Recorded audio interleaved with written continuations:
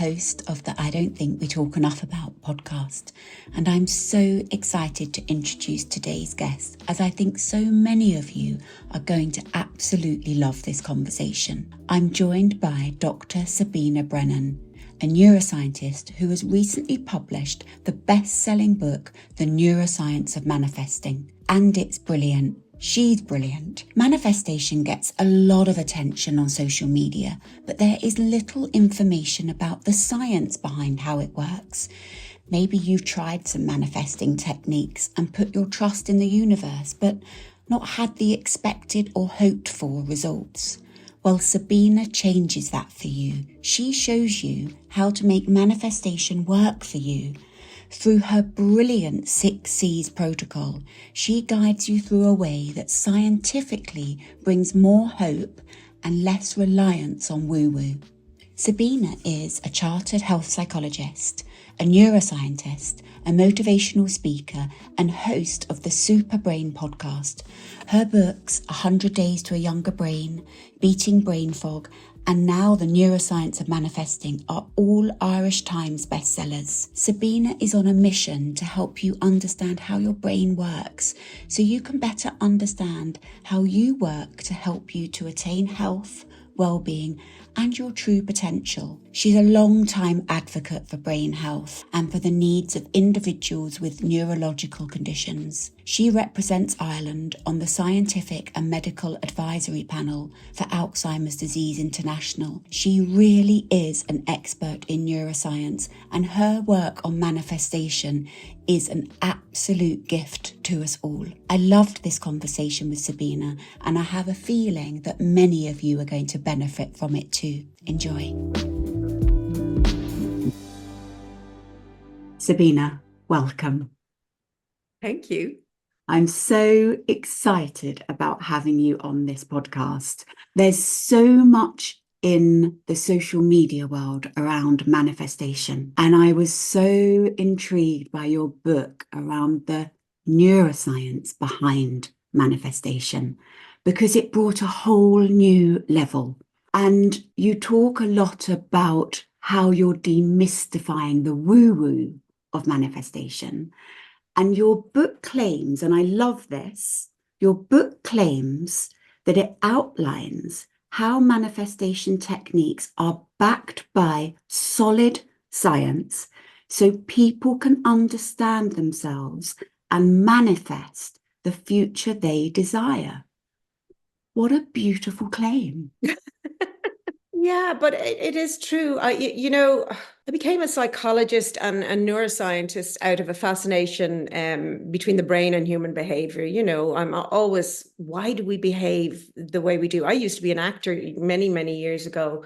And actually, when I switched career from acting to psychology, people said, "Oh, what a big jump." And I went, "No, I was an actor because I want to understand why we do what we do." And that's why I preferred television and film to theater, because it wasn't the, performing and repeated performing or the audience that drew me to it. It was the understanding and the living and the being that person, which you get more in TV or film. You really have to kind of understand it. And I remember years ago doing short films when I was trying to make it as an actor, and a short college film, and the director trying to give us and she was the writer trying to give us some instruction. I said, "Oh yeah, and that's because she did this, this, and this, and this." And then she said, "Whoa, where did you get all that backstory from?"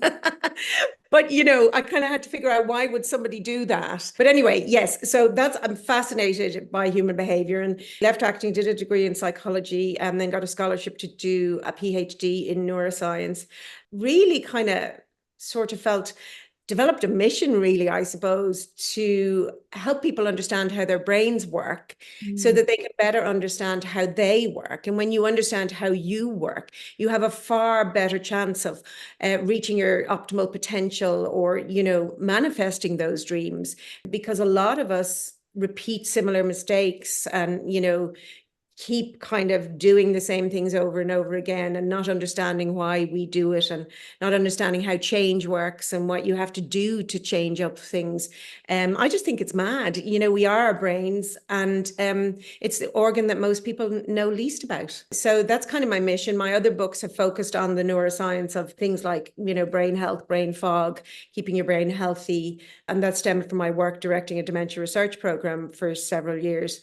And I suppose it does look like a big jump to go Mhm. from those to the neuroscience of manifesting. But really, my mission, as I said, is to help people to live better lives. And a lot of people in the manifesting sphere aim to do that. And so I was kind of really curious. Definitely things just jumped out at me. For example, you know, similarities with CBT, with cognitive behavioral therapy. You know, I mean, the idea behind cognitive behavioral therapy is that your ideas and your behaviors influence your perception of the world.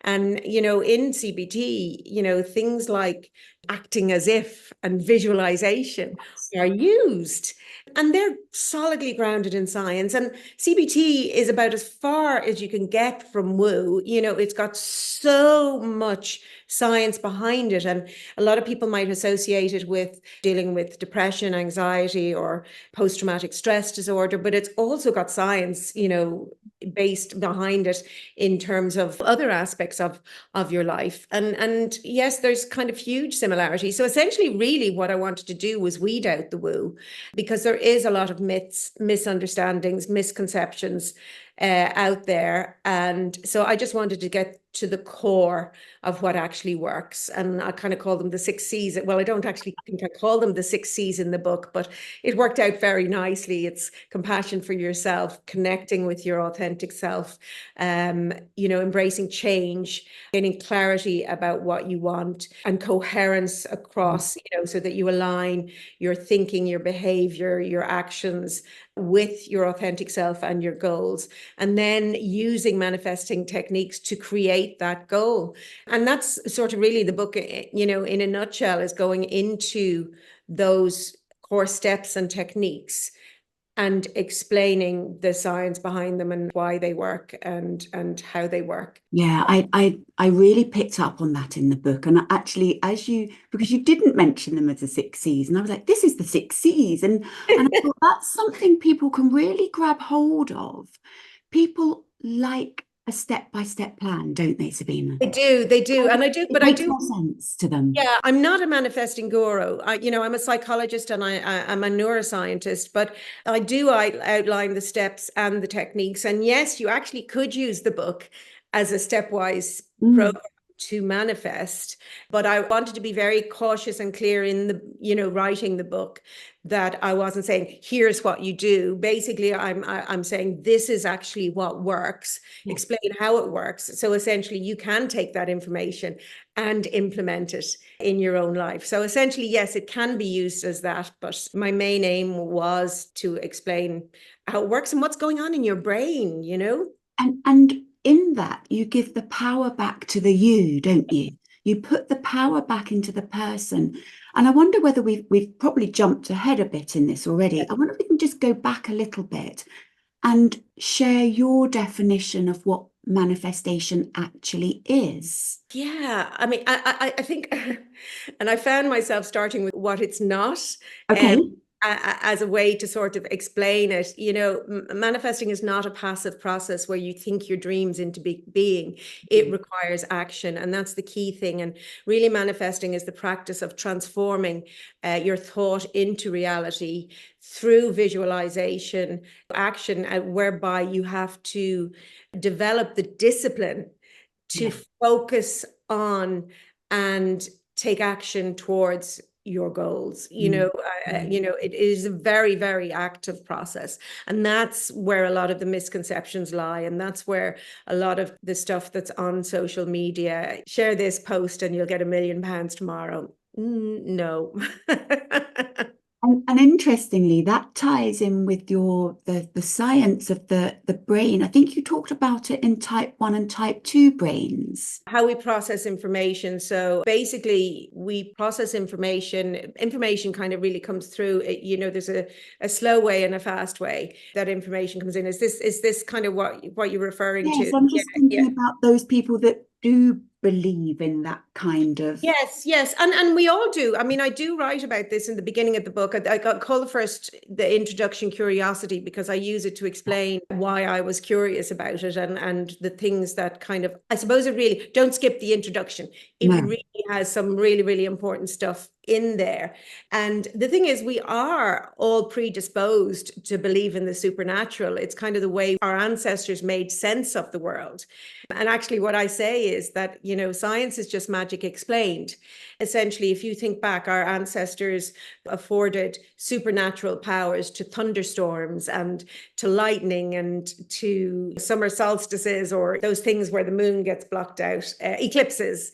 And then with time, as we understand how these things work, they move from the realm of magic to the realm of science, to the domain of science. And that's kind of what I wanted to do with the book, was, it doesn't detract from the magical. If you manifest your husband or your best life, it'll still feel magical, but you will have achieved it in a way that's grounded in science. And as you said there, really, that was kind of important to me. From all of my years as a neuroscientist and all my study, I know that the power lies within you, within all of us, and the power lies within our brain. That's why it is so important to understand how it works. You really don't have to invoke any outside force or put your trust in any outside force. You put your trust in you, and you work hard, and you give your brain the information it needs in order for you to manifest. But yes, there's really interesting science in that some people are more predisposed to believe in the supernatural and the magical than others. And basically, it's sort of two types of thinking. Some people will tend to trust their gut implicitly, that kind of unthinking, unconscious interaction with the world. And then other people are much more rational and much more thinking. Now, really, actually, what we need is a little bit of both, to be honest, a balance. I was giving a talk once, and there was a sort of a self-help guru who was just decided to be one, one day. And there was a Q&A afterwards, and I had a horrible, embarrassing moment where someone asked a question about, your gut and, your gut feeling. And she said, you must always trust your gut. And I kind of went, okay, how am I going to do this politely? Because they are the other person here. But the thing is, your gut, or your gut instinct, that feeling that you have, it can come from many places. It's unconscious.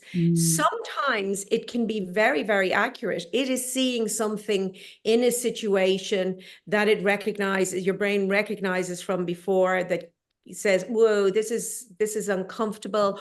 Or actually, an example, I wrote a piece for the Times a few years ago, and it was about being gaslit, women being gaslit by doctors. I had stories of women who had brought very ill babies to hospital and being, called overprotective mothers, but persisting and persisting and persisting and going to other hospitals till they discovered actually there was something seriously wrong. And, they were trusting their instinct. And in that case, their instinct was right, because nobody knew their child's behavior as well as they did. And even though it wasn't conscious, their brain was detecting some sort of pattern or some sort of change. So yes, we can trust our gut in some instances. In other instances, our gut is just informed by our unconscious biases, which I think, can be things like racism, but they can also be self-directed biases that women are less clever than men, or women are worse drivers than men, or whatever, or the brain's heuristics, or your learned behaviors. So the real challenge is to kind of figure out when and why, and that's why a kind of a combination of both. But for people who are more likely to believe in the supernatural, even in religion, tend to work from their gut as opposed to from their rational thinking brain. And really what is exciting is you can see different patterns of activity in their neural traits in their brain. So I found that fascinating myself, you know. It's really fascinating. And I found that I really picked that up from your book. You talked about certain people more predisposed. What's the science saying around that? Why are we one way or the other? Yeah, I mean, I don't know that I can honestly say that, but you know, honestly answer the why of it. Really, the neuroscience shows the fact of it. And I always say that as a human being, you are comprised of your evolutionary behaviors. You know, as humans, you know, we have evolved to behave in certain ways. You have your environmental influences, you know, your family, your upbringing, your lived experiences. And then you have your genetic influences as well. So that's why everybody's brain is unique, you know, at a very, very broad level. You know, language is handled here, vision is handled here, etc. But how our brains are wired, how they connect, how they operate are incredibly unique because they are this combination of your very unique life experiences, your genetic heritage. Yeah, and that's a point I did raise in the book, and I wanted to write about it in the book, and I did, is that it is something that bothers me that on a lot of social media. And I did a television interview the other day, and they said that they looked actually, and they said there were 30 billion hits of the manifesting hashtag on TikTok. 30 billion. 30 billion, billion, million. Yes. Isn't that mad? So people are so interested in it. Yeah, no, it's fascinating, but I do think that it, you know, it is really important that you know, there's clarity around, you know, what does work and what doesn't work.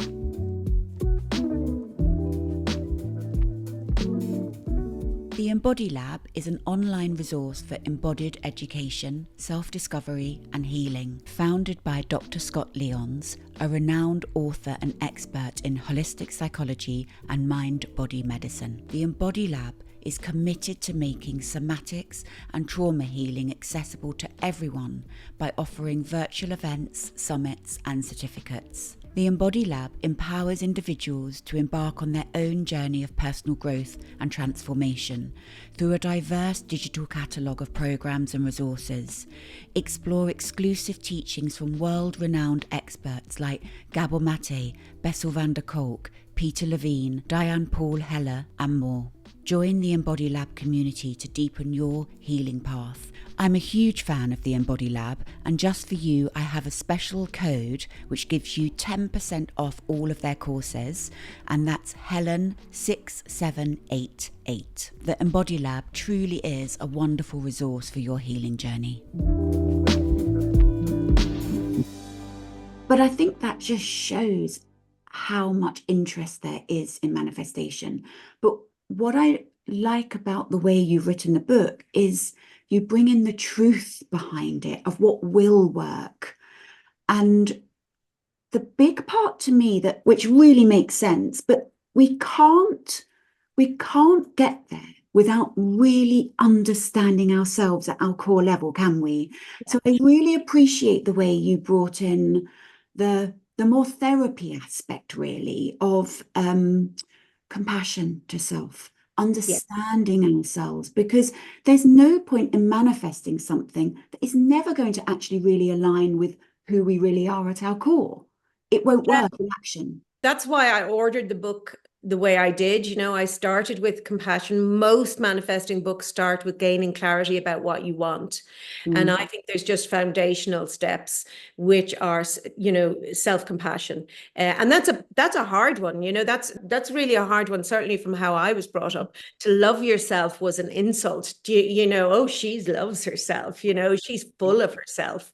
And so it was a negative. It was the last thing you wanted someone to say about you. And I would have been brought up that modesty, you know, is important, and self-praise is no praise. Learning to be compassionate towards yourself actually is amazing, in that if you strip away why you want to manifest what you think you want to manifest. And I say what you think you want to manifest, because if you go through the proper process, sort of in the order that I've outlined in the book, you actually the whole point is you get to discover what you really want, as opposed to what you think you want, or as opposed to what society measures success by. If you peel back why you want what you think you want, you ultimately find that what you really want is to be happy, to be content.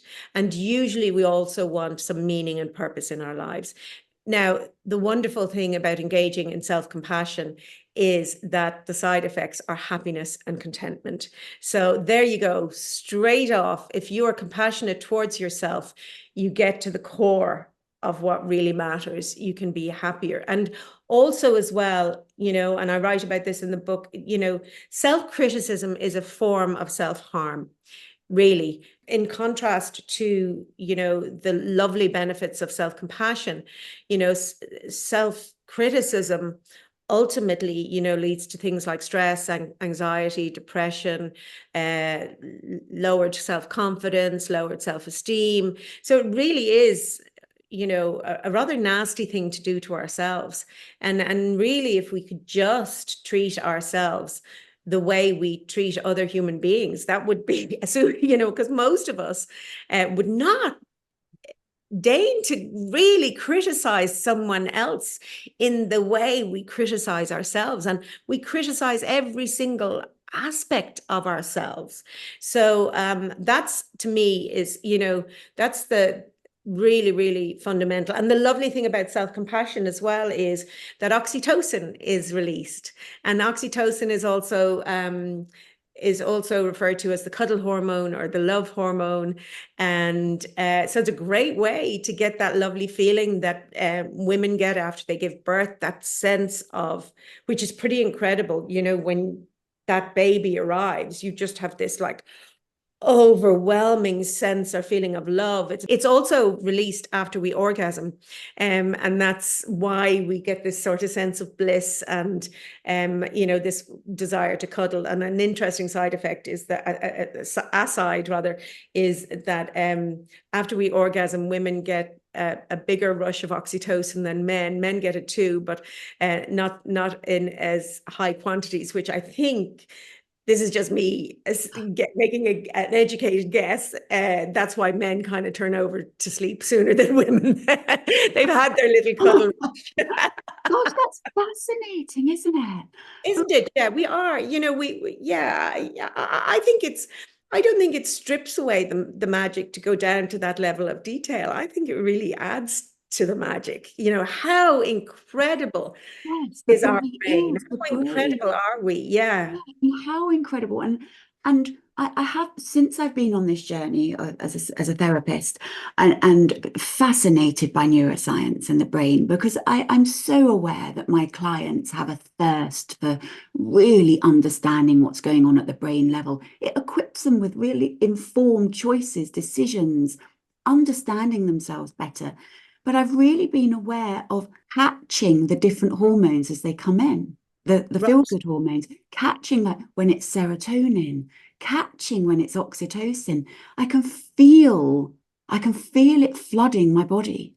Right. Yeah. So powerful to feel that Yeah. and be aware. And then having that as a marker of, oh, that works. Let's do that again. Yes, but that's what these hormones. So the brain communicates using sort of neurotransmitters, hormones, and cytokines, and it is incredible how some of them have evolved, and a lot of them have evolved. So the ones involved in the pleasure centers in the brain, they have evolved. So you get a dopamine hit. If you do something pleasurable, like eating food, having sex, just doing something that gives you a natural buzz or high, you get a dopamine hit. Now, the dopamine actually is not really designed to just give you pleasure. It's designed to get you to do it again. It is the motivator, because if you think about it, we will die if we don't eat.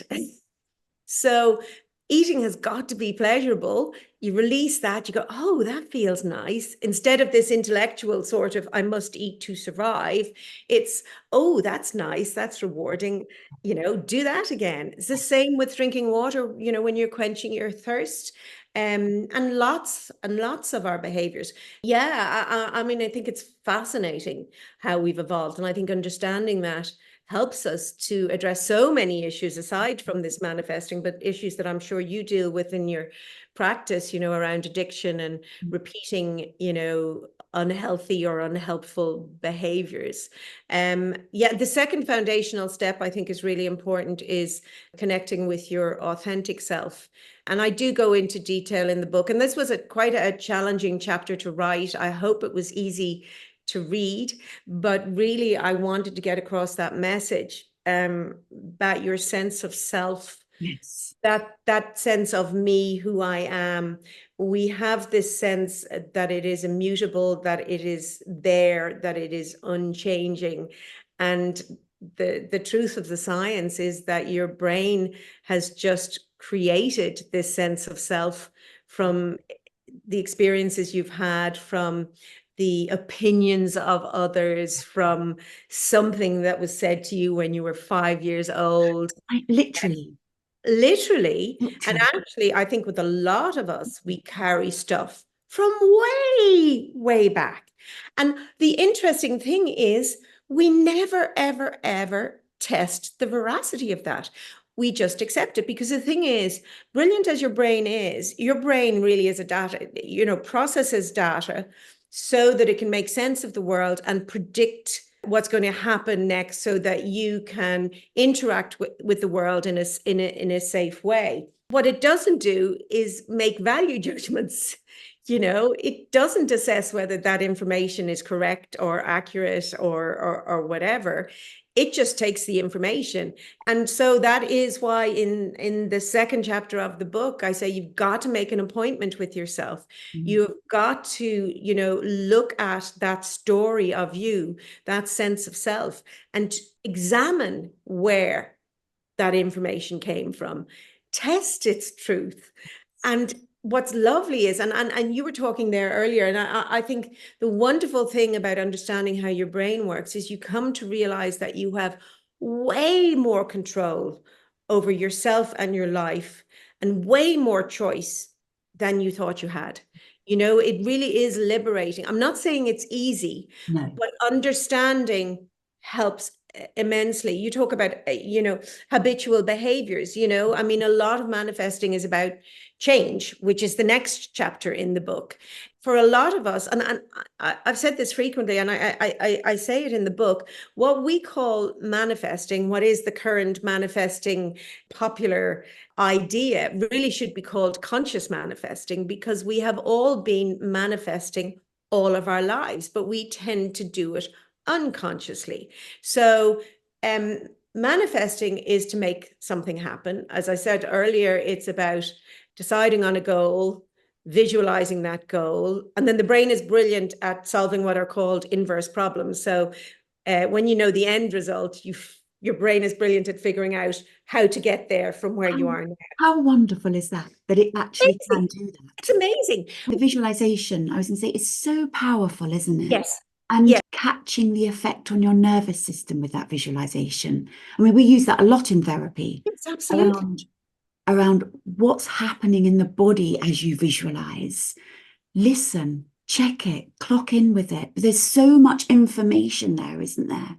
Yeah, and visualization is a great way to gain clarity about what you want, because if you follow through with all that detail that manifesting encourages, you actually may come to realize, oh, I don't want that. It doesn't sit right. Yes. It doesn't sit right. Oh, actually, and this is why you have to do the work with your core self, because really it's about your values, what matters to you. Yes, we all fundamentally want happiness, but we have different values. We have a different inherent thing that sort of overrides other things. We've different drivers, and that makes the world interesting, but often people don't really do enough self-work to uncover those. And that's another reason why manifesting works, because it encourages self-awareness, and it encourages you to question those limiting beliefs that may be holding you back. And a lot of those limiting beliefs, they are integrated in the neural circuitry of your brain and integrated into that sense of self that you think is unchangeable, where you say, oh, that's just the way I am. Well, is it really just the way you are? Or is it more accurately the way you have learned to be? We are the sum total, really, of our learned behaviors. We are what we repeatedly do and say. And really what manifesting is about checking into that, disrupting it, Yes. and creating new ways to think, act, and behave. And the thing is, you can do that. But it is not easy. And that, I suppose, is really critical. It's not, you can't magic things into existence. You can't divide, I can't say this, it's two F's together, defy physics, except it's an F and a PH, but you can't defy physics. But what you can do is change your reality, change your future, change the story of you, change yourself. But that takes work. And it does. The visualization really, really helps. Also, manifesting, a lot of the techniques in manifesting support you to change habits. Changing habits is about developing routines, about consciously engaging in a new behavior. So I should explain a little bit about habits, because I think that Yes, people. it's a big part of your book, actually, and I think it's a really interesting chapter of your book. Yeah, and I think it's it is very much at the core of manifesting, and at the core of why manifesting it does work. So basically, your brain is a high energy organ. It weighs about 2% of your body, and it uses about 20 to 25% of the nutrients circulating at any one time. Now, your conscious brain, the part of the brain that we experience our life through, that is really only a tip of the iceberg in terms of what your brain is doing all the time. That sense of consciousness, that awareness, occurs in the neocortex, which was the last part of the brain to evolve. And actually, the frontal lobes are the most complex part of that. And they actually were the very last to evolve, but also are the last to develop. They don't really fully develop until we're about 25. And they're involved in really important aspects of our lives, like assessing risks, making decisions, problem solving, etc. So basically, your brain, its primary function is to keep you alive, which is a very complex thing. It has to keep all your systems, at the right levels, so that you breathe, you get enough, so that when you engage in an activity, if you wiggle your toe, your brain has to make sure that there's blood flow and energy, for that toe to wiggle. It is incredible what your brain is doing unconsciously. So your brain, in an effort to make efficient use of available resources, your brain looks for patterns of behavior, things that you do regularly in the same order, the same time, the same place. Because once it identifies a pattern like that, it can abdicate responsibility for that behavior to a part of your brain in the unconscious part of your brain, unthinking part of your brain, called the basal ganglia. And basically, that behavior then becomes automated. It becomes what we call a habit.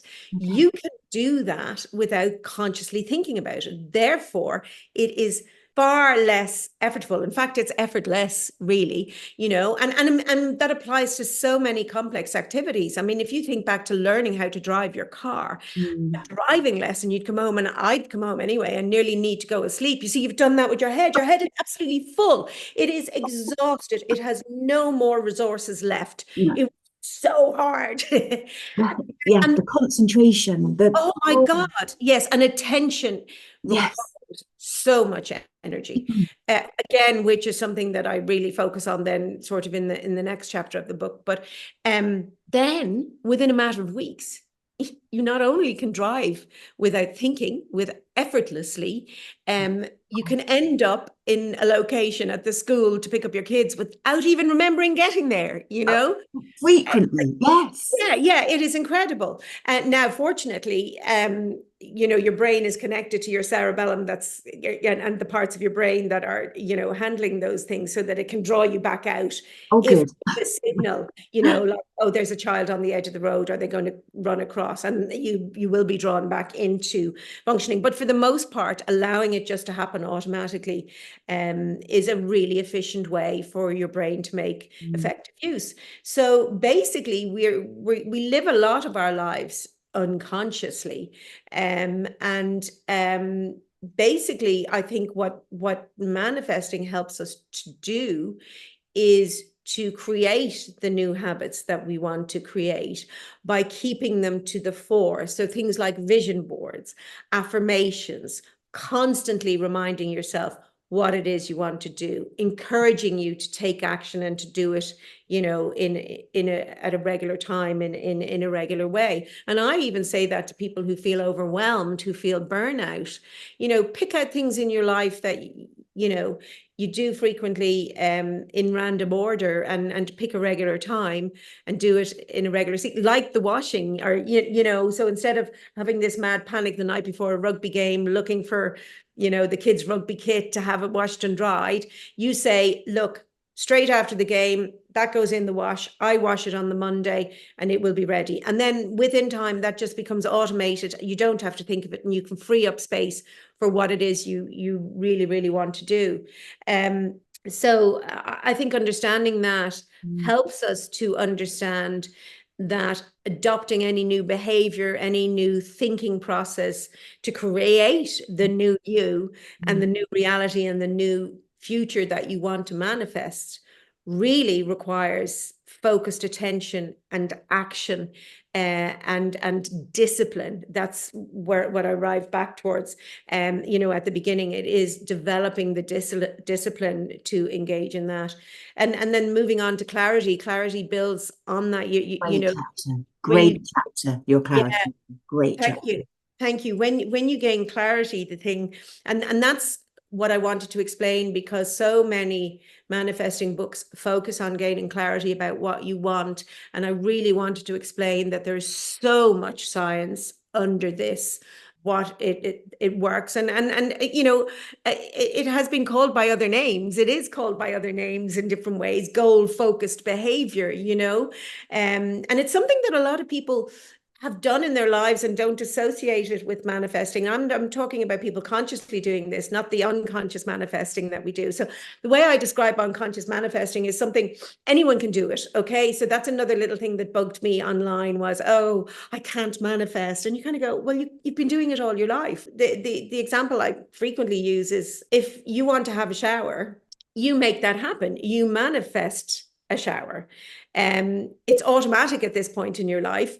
But when you first learned how to shower, you knew that you needed to get into the bathroom, turn on the water, wash your hair, and then you go backwards. So then, as that's sort of automated, oh God, I really would love a shower. Now, you don't magically make that happen, but you do make it happen through action.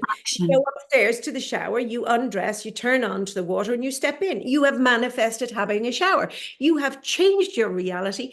You have manifested the future that you wanted. We do that all the time, absolutely all the time. So what manifesting does is get you to very consciously decide what you want to focus on, visualize it so that you understand the steps that you have to take to get there, and then helps you to develop the discipline to get there.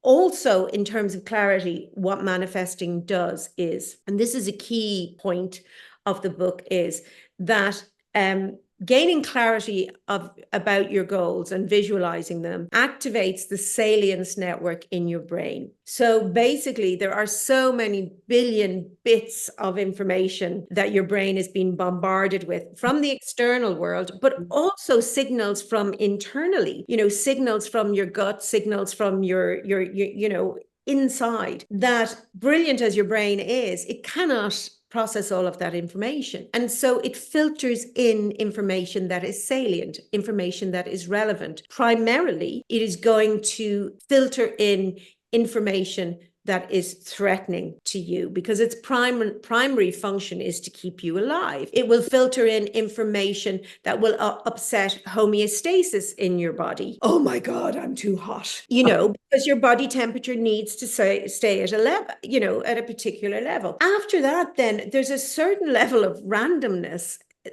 It appears random, but what it is your brain is going to filter in information that your patterns of behavior indicate are important to you. Mm-hmm. So if you constantly focus on negative things, if you constantly believe that bad things happen, if you constantly think that people are really nasty, your brain will go, oh, there's another nasty person. Oh my goodness, there's another nasty person. There's another bad thing that happened. So that is why switching up your thinking, focused positive thinking, is really, really beneficial. I'm not talking about this, putting, and I explain this in the book, not talking about, making something dreadful, terrible, a positive event, but it's tempered with reality. But you do need to retrain your brain so that you focus on more positive, if negativity is one of the things that's holding you back. But when you have clarity, you give your brain clear message about what is now relevant and important to you, your authentic self, and to achieving your goal. So now your brain filters in information that is relevant to you achieving your goal and opportunities that are relevant to you. And I mean, it actually makes perfect neuroscientific sense. And there's lots of neuroscience behind it. So it is attention. It is the focused attention, paying attention. That's what you have to develop, is so that your brain attends to what is important and relative in your life. It is that rather than attraction.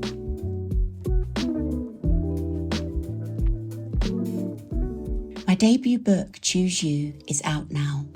In this book, I guide you through the theory behind the way you are, so you develop a deeper understanding of who you are. I help you connect with your authentic self, understand your attachment style to yourself and to others. I help you cultivate a kindness to self, learn to set boundaries, show up for yourself, heal from heartbreak, befriend your nervous system, and find ways to seek authentic connections.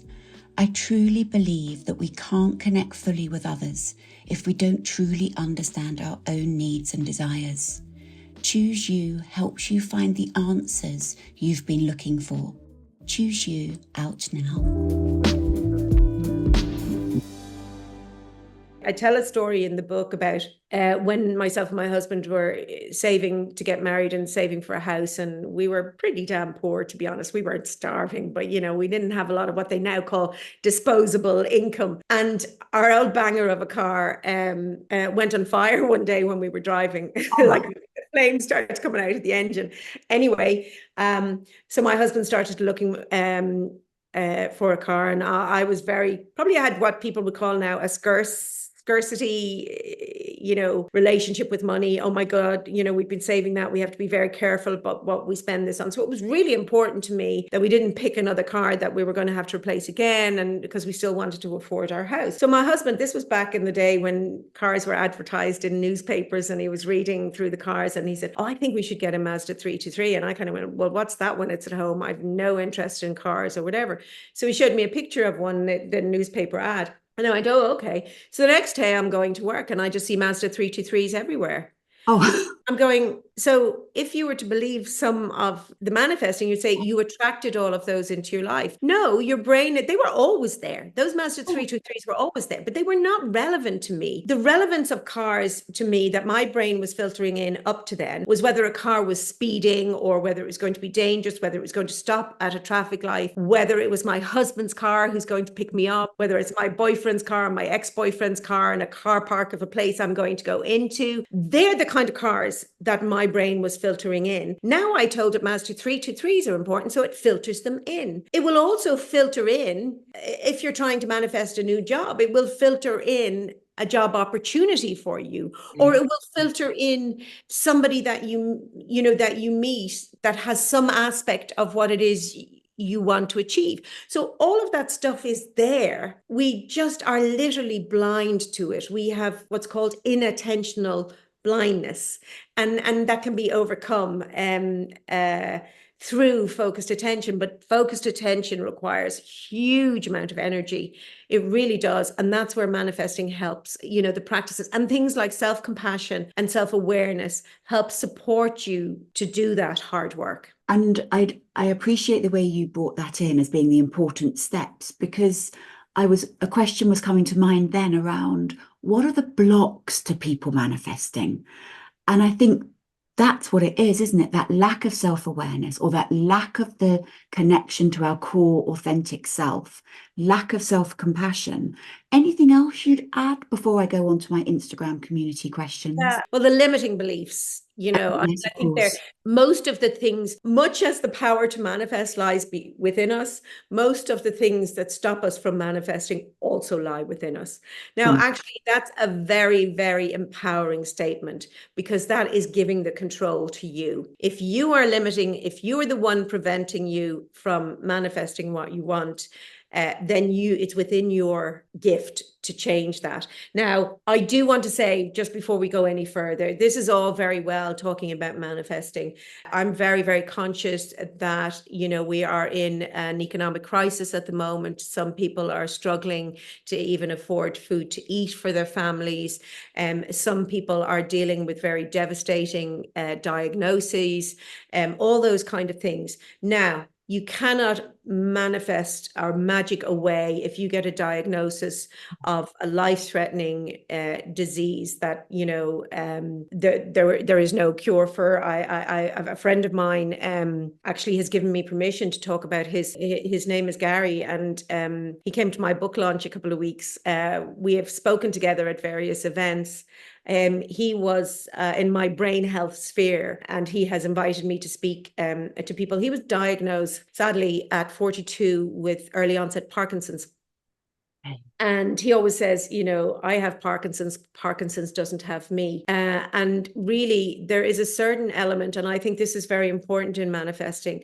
You must acknowledge and accept your starting point. And that does come with accepting some of the things that you cannot change. But manifesting, as I said, at the core is about living the best life you can, being happy, being content, having meaning and purpose in your life. So Gary, after going through what I think is a very natural process, you go through grief, the loss of your dreams around a diagnosis like that. It is a bereavement, and our brain will take us through that. And I think it's a very important process to go through. And so after he'd gone through that and giving up, and he got to that stage of acceptance. I have this. And really what he has done is manifested the best life he can. He's happy. He does line dancing, which really helps with his movement. He's run marathons. He's cycled around Iceland. He is now the chair of the Parkinson's Association. He speaks on radio and television. He is trying to manifest. He hasn't given up hope, because he's constantly working to get governments to invest more in Parkinson's research and have more resources. But he is also living his best life. He is not his Parkinson's. He is manifesting his best life. And he came to my book launch the other day, as I said, and he came up to me and he says, we have to do some work about this with patients with Parkinson's, to just, give that sense of you can still live well. And in fact, actually, my next book I'm writing is for people who care for someone living with dementia, because again, that has very difficult starting points. But again, what does come into it is self-compassion. This is for the carer, understanding yourself, accepting that it's okay to hate the fact, perhaps, that you are going to be a caregiver for several number of years. Then looking at what would you like to achieve now that is achievable so that you can be happy. So I do want to acknowledge that, because I do think there's a lot of, and feel free to try to manifest whatever it is you want. But so much of it that you see online is about materialistic stuff. And I'm always conscious that there are people who are living very challenging lives, but also hope. We must never lose hope, that you actually can. The brain is so resilient. It is that neuroplasticity that allows people survive solitary confinement. These amazing stories of people discovered in Vietnam who thought the war was still going on, and they survived. There's a fabulous motivational speaker. I can see his face, but not his name. But he went blind in his teens, and then he broke his back several years later. And he's a motivational speaker.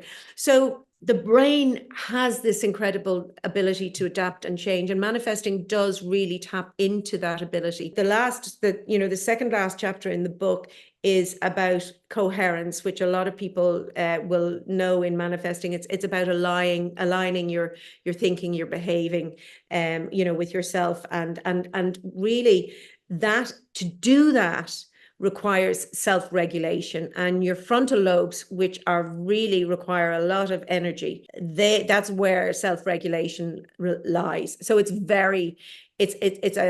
a tough act to regulate yourself. You know it. You're on a diet, and you shouldn't eat this, and this, but actually it's easier to just fall into the habit or whatever. So what manifesting does really is acts as a support to help you self-regulate, because it's constantly, through the various activities, it supports you to self-regulate, and those techniques like journaling and gratitude journals. And you pull that in so well. Oh, actually, I want to go back and say I really appreciate you acknowledging the more complex side of life with people. I think that's really important to not gloss over at all, that manifestation of things out of our reach or out of our control.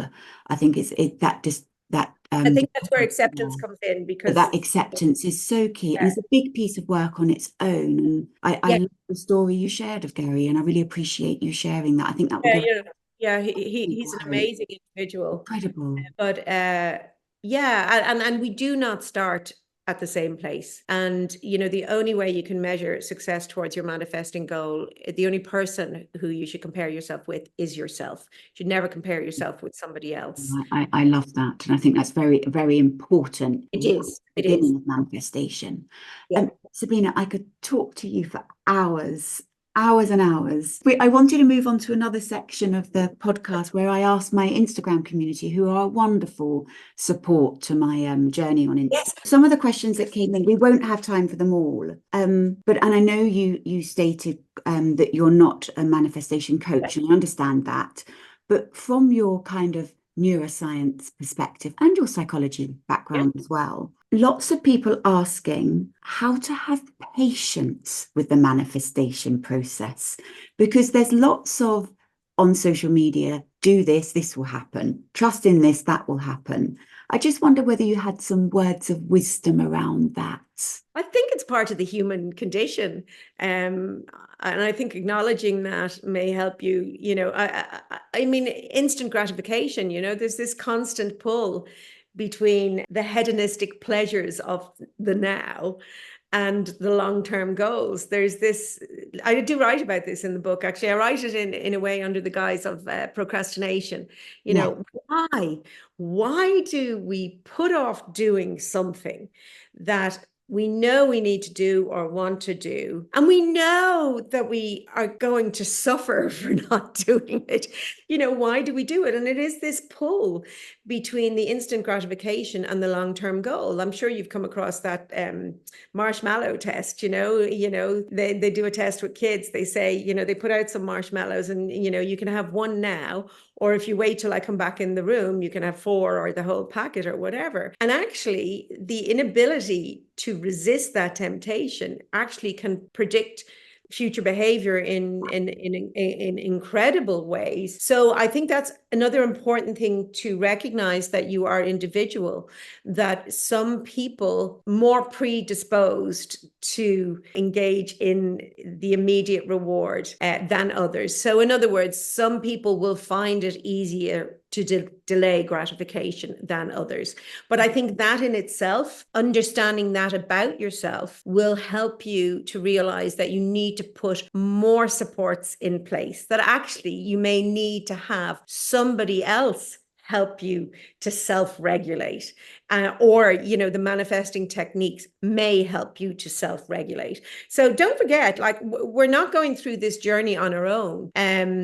We can rely on friends and family and people we trust. And I do think, again, that's something that's very, very important. We're often not selective enough around who we interact with and who we surround ourselves with. So when you do that little exercise, around getting to your core self, there's a little thing that I suggest people do, and it's actually quite a big thing. I did it myself several years ago, and it really focused my life and my direction. And I think it's part of the getting to know yourself, really, is write down all the things that you do and all the things that you are, as in all the roles that you play: mum, sister, aunt, friend, uncle, brother, husband, whatever, CEO, nurse, all those kind of things. And then opposite them, write down why you do them and how much you love them, love doing them or love being them. And very soon you'll get a list to a core of actually what really matters,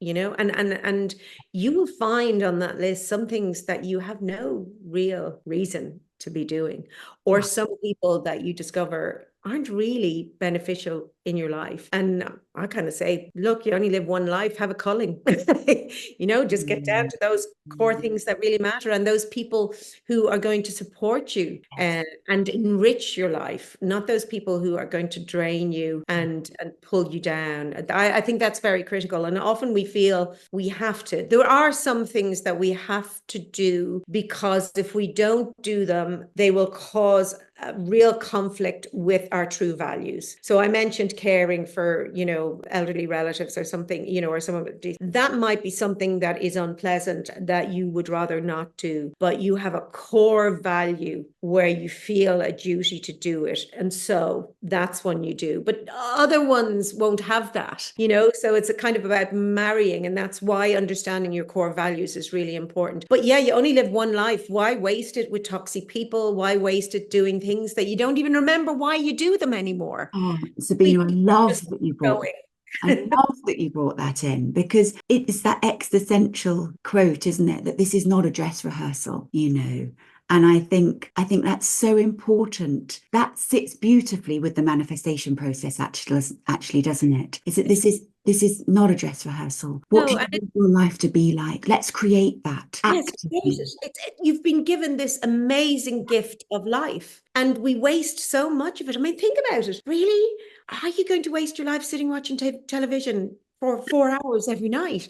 No, do you know what I mean? Unless you really want to that evening. Years ago, unless you want to switch off. So for most people, for a lot of people, and it was in my life, you went home, you had a dinner on a weeknight, and you just sat in front of the TV all night, whether it was something you wanted to watch. And now I selectively watch, and I will kind of go, and it could be every couple of weeks, I kind of go, oh, I fancy watching a good thriller or something like that. And then I'll do that really bold thing of watching all the episodes at once. And then I'll wake up the next day and go, oh my God, you didn't have your sleep. But you know what? I'm human. And it's okay to be human. And it's okay to do those things that you didn't, it's just acknowledge that we have, I don't want to call them flaws. We have dispositions, and there are reasons why we fall into those. A lot of it is about energy and effort. And that's why it's so important to recognize that manifesting is not a passive process.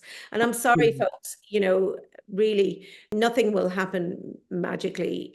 There is effort involved. Just happened. And you kind of go, if you really do tease it apart, you'll see there was. And I really like the way you say it's action, not passive. And Sabina, I can't thank you enough for your energy today, your warmth, your wisdom, your incredible brain. It's fascinating. And I know this is an episode my community will adore. So thank you. And I've just got one more final question. It feels a shame to wrap it up now, but we have come to the end. One final question, which is, what does it mean to you to choose you? What it means to me to choose me is that you have the power to write your own story. You have the power to choose who you are and who you want to become because of what I said earlier, that sense of self is created by the brain. So take the time and actually decide who you want to be and choose that, and then take the action to make that happen. So I think it's a really interesting question that you ask, and on the surface, I thought about that thing is, you got to look after yourself first before you can look after anyone else. And that would come from, my background and what I'm writing at the moment in terms of self-care. But yeah, no, you actually can choose who you are.